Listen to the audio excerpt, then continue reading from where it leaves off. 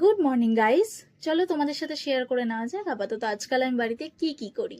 First of all আমি বাবা মাকে এভরিডে প্রণাম করি, যেটা আজকে বাবা বাড়ি ছিল না, সো অনলি মামা।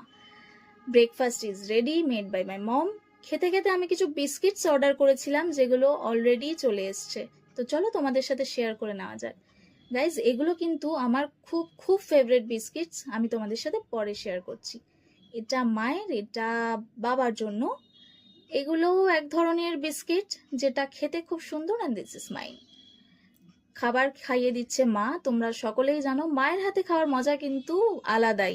সো ব্যাপারটা কিন্তু আমি বেশ এনজয় করছি, খুব ভালো লাগছে আমার এভরিডে এই ব্যাপারটা। দেন আমার মুডটা একটু রিফ্রেশ করার জন্য আমি ছাদে চলে এসেছি। আজকে অনেক অনেক দিন ধরে আমার মনে হচ্ছে যেন আমি বাড়িতে বসা, মুডটাও খারাপ হয়ে যাচ্ছিল। এক জায়গায় বসে বসে কার ভালো লাগে।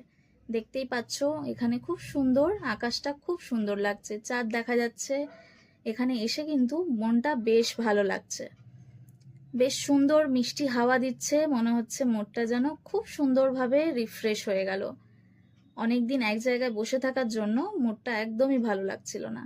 ওদিকে মা ডাকছে, চা রেডি আই গেস।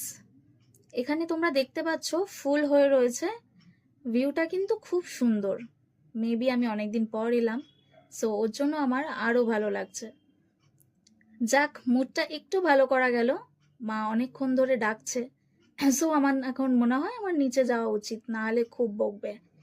চলো গাইজ, তাহলে নিচে যাওয়া যাক। Here is my tea time with my favourite biscuit. তোমাদের সাথে বলেছিলাম শেয়ার করব, তোমরা চিনতেই পারছো আই গেস, সেই ছোট্টবেলাকার বিস্কিট।